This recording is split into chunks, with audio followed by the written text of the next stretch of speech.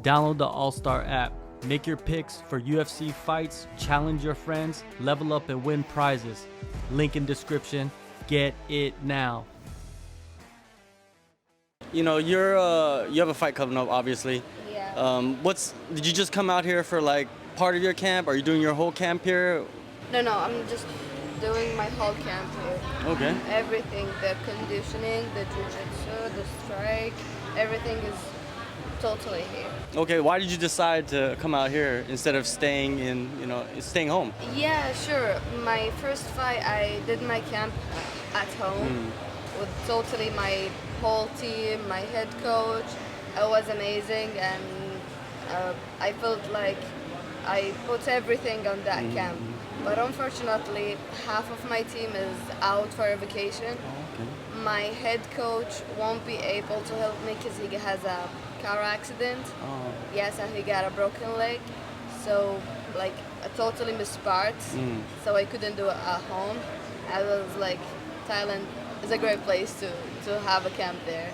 There was no other options? You just felt like Thailand was a spot. Have you been here before? Yeah, I have been here before. Okay. I have been here before for 2 camps. Both of them, they were for Muay Thai World Champion. And I feel like it's a great place to be in. Yeah, you have a long history of just martial arts in general, right? You know, people, maybe for MMA, you're new to everybody. Yeah. MMA new, but in Muay Thai, I got a world champion 3 times.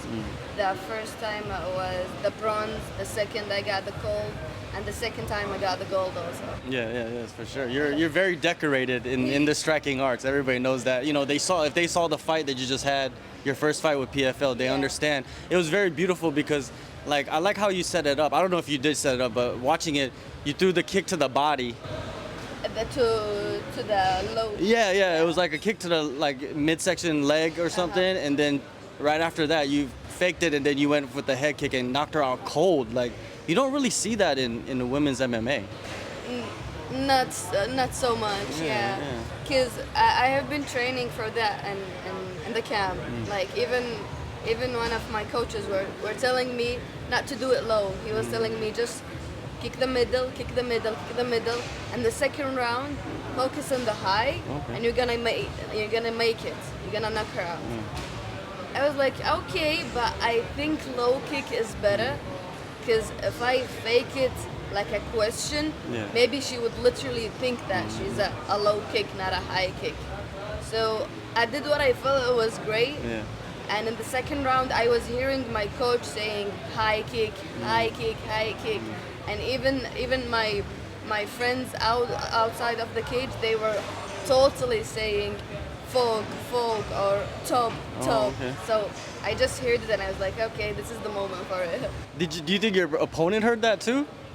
I don't know. I don't think she did because she got hit, So yeah, that was an incredible knockout. Now coming back to here, training, doing your training camp here, what have you been focusing on mostly, do you think? Everything, because one of the things that I loved it here in Bangkok, and it's a bit missing in my country, MMA class. We have jiu-jitsu classes, we have striking classes, but not MMA class, okay?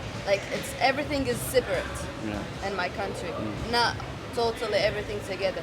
This is what I was so in love with it and wanted to do it the most, MMA classes, because I got the thing that I came for, I found it here. Okay. Yeah. So how has it been mixing it up? And when you come here, a place like this, you run into so many different types of people unexpectedly, and you get to train with people that you probably wouldn't even expect to train with ever, right? So how has it been?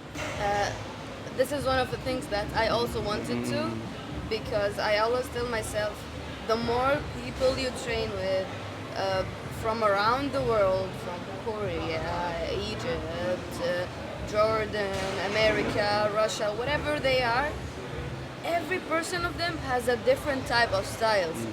And the more styles you play with, the more IQ you have in the fight. Because you're gonna be like, okay, I'm playing with a totally different style, but your mind is gonna try to help you what to do, where to go, which angles, which hand, like that. But if you're always training with the same people, the same style, if you suddenly get in the cage with a person that has a totally different style, you're gonna be, oh, it's a different. Okay. So you're preparing yourself for any style possible by coming out here, basically. Yeah, like nowadays you got this, like, I don't know if it's like a wave, but like in MMA, you got a lot of the high-level strikers coming in and doing really, really well for themselves. You know what I mean? Defending the wrestling, the jiu-jitsu, and just knocking people out. You know, you see it. You Adesanya, Pereira, there's a long list, and you're kind of part of that list of fighters, right? Yeah. How do you feel about that? It feels amazing because I was telling myself, I want to be in the history, because I don't want to be like having like a totally normal life. Everyone's a normal life, quiet life, peace life. I do want that, but not fully. Yeah. I always have the idea that comes outside of the box, you know? If it's like I want to jump from there. I want to have the fastest motorbike. I want to have the fastest car. Okay. So I had that point that I do want the peace life, but not that much peace. So I want to be in history. Before I even came to martial arts, I was like in Saudi there wasn't any girls in the army at all. There wasn't able to be in the army. Before they accept girls in the army, I was always like, I want to be in the army. I want to do something to feel my power, to feel my wild soul, you know? I want to do something like that. Then suddenly, boom, I got myself here in martial arts and I feel like this is the right place I can show my wild soul in. Yeah, and get paid and, you know, and have a career and everything, right? That's what's important, you know? Exactly. If there's no career, then you're just a crazy person in a way. A lot of people look at it, right? Yeah. So, when you arrived, Volkanovski was here, right? So Yeah. did you get to like train with him or anything, talk with him or anything like that? Small kickboxing class, had a picture with him. He's a legend, you know? Yeah. I was so happy for that picture. Were you expecting? No, No, I was was unexpected. shocked. Yeah. I was literally shocked. I was like, whoa, he's in the gym. Yeah. It's always cool to have, certain people unexpectedly meet them, you know, and then especially be on the mats with them. It kind of gives you a certain energy, right? Exactly. They literally give you an energy that you won't feel it. It's like when you see them with you at maybe the same class, or maybe not even the class, the same gym, it feels like, all right, I want to do that. I want to keep doing that. Yeah, exactly. Everybody feels it, you know what I mean? It's not just like, you know, just certain people. Everybody feels like, oh, this person's here. Like, this is how they work. This is how they do things, you know? They're like listening to, you know, like you see that in him, right? You see that, like, even though he was the world champion and pound for pound best, he's still like learning with still you. Learning. Yeah. What does that do to you when you see that? It's always, when I see that, it's always make me feel like if a person like him still learning, then I have to still learn for another decade. Yeah, for real. Now the fight is in mid-July. Your MMA pro debut, right? How do you feel about making your pro debut coming up? It's like what, a month out now, pretty much. Yeah, a month out now. Yeah. Don't know, to be honest. Don't have much feelings about it. Okay. Because I always try to focus about the positive side, that my way and how I want to do on the fight. Nothing else. I don't like even like the fight week. I don't feel like some of other fighters love to hang out that time, love to do a lot of other things, because it's you have like a light training, not that much training. But for me, no. I do have a light training, but I love to be in my comfort zone, you know, in my space. I don't like to go out or to stay out a lot or to have a lot of interviews or a lot of things because I feel like they annoy a lot. I feel like to be on my comfort zone, focusing on my weight, what I do want to eat after my weight, how I wanna like how even the walk to the cage, I start thinking how I wanna walk. When they tell my name, what do I want to say or what do I want the move or to smile or what to show, you know? So I'd be like on my comfort zone, don't think about anything else. That's a good attitude to have, you know, because you do have a lot of attention on you, you know, early on in your career as an MMA fighter. So, you know, you got to find the balance, right? You kind of have to be able to say no sometimes, right? Yeah. It's important, right? Yeah. I'm starting to learn this thing because I'm so shy to say no or to like push someone back. A lot of people know that I'm so friendly and so cute person, but starting to learn how to say no. Yeah, you got to. Yeah. As you go, as you know, your career goes along. Now your opponent coming up, like, what can you tell us about her? She's a striker. Yeah, she has a lot of karate, boxing championship. As much as I think a black belt on karate. That's what I heard. I don't like really to hear about my opponent a lot and to focus a lot. No. Okay, she's a champ. I'm also a champ. I like to only watch her fights. Like her first move in the fight. Does she shake hands? Does she doesn't shake hands? Important part. Like in the weigh-in, I like to see her weigh-ins. Does she love to do the drama things, the show, the push, or she hits or whatever it is? So I can be in that moment. Like if I didn't show her weigh-ins, maybe she would do something I would never know about it, or I would be missing it. You know, watching small details about her daily life. What she's the person that work harder. She's the person that train normally. Her like midlife, whatever it is, just small parts, so I can be noticed about everything about her. Oh, so you're really like studying beyond just the fighting. Yep. You're looking at like body language and being face to face and all of that. Face, how she move her face. She like to go and like, and the face off. She really goes into your souls and from the eyes, or she just a face normal face off. Small part like this are really important for me. Are you going into their souls in the face-offs? Yeah. You're looking Deeply. That's good. Yeah, it's great to see, you know what I mean, and like, you know, I know people are saying like, you know, you're making history and that's what you want to make, and there's a lot of eyes on you, and you know, there's pressure, of course, and you know, I'm pretty sure everybody's talked about the pressure, but it seems like you're pretty like chilled out right here. Because you're away from all of that in a way, right? No, even in Saudi, there was a lot of pressure before the fight. Because my opponent, she was a famous.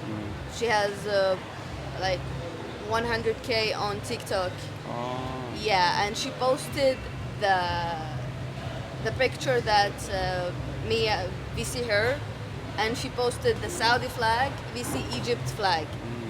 And a lot, and there she was mentioning my name, and I got like literally a lot of negative comments, and like Saudi people are not known in mixed martial arts. They have nothing, and I was like, I had the notification. I was like, okay, I will silence this thing.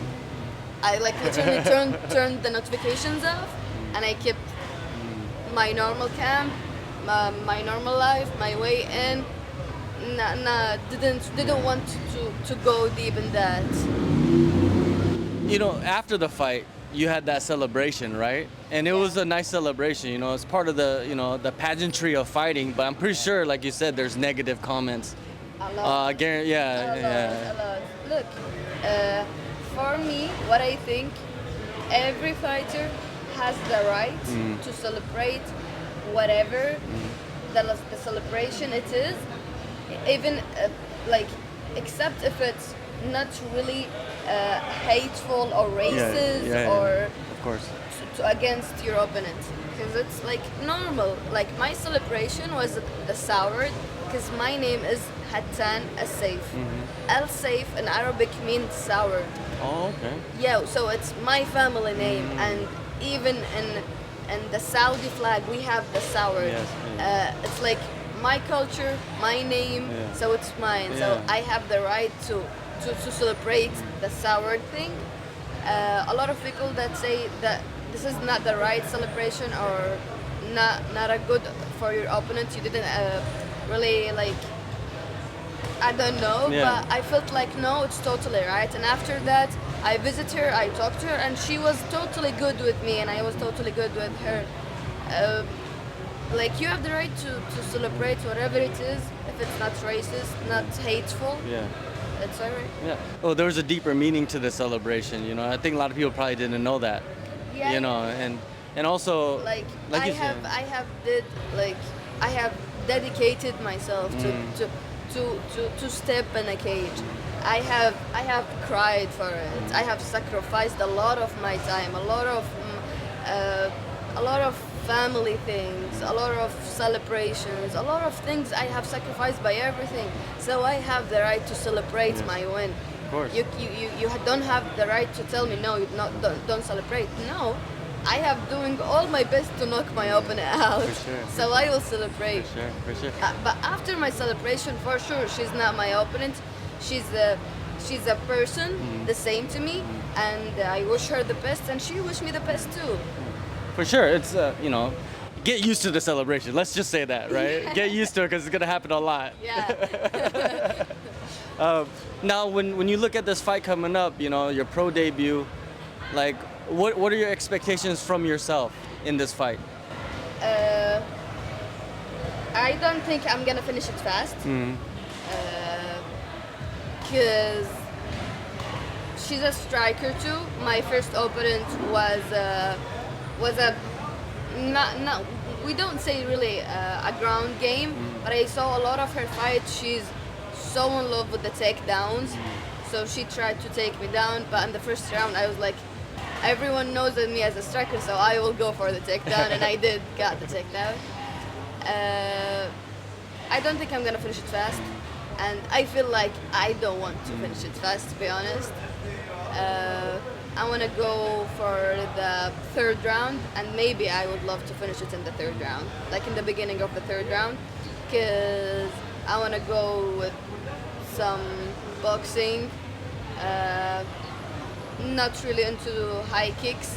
Want to keep her for me till the third round. Yeah. You know, PFL is doing a great job of like bringing up young female fighters, and you know, you're one of them. One woman that came before you was Dakota Ditcheva. She was a world champion as well. Now she's killing it in MMA. Amazing. Yeah. What do you think? She's amazing. I followed her on Instagram, and I was always watching her fights, her style. I was like, if one day I win pro, then my style is gonna be literally like her, because she have the Muay Thai style, but she moved it into MMA style a bit, and it's working amazingly in the fight, like literally amazing. So I love her. I do really. Yeah, and also like you got Chanel Dyer. She's in the PFL Europe. She's another striker, Muay Thai world champion as well. Like you guys are killing it right now, right? It feels good to have someone similar to you, kind of like ahead of you a little bit, like, you know, creating the path, and then you kind of see the vision a little better, right? Yeah. So well, good luck to you, and good luck on the rest of the camp here, and enjoy Phuket, and we'll see you on TV. We'll see. You will see my win. Thank God.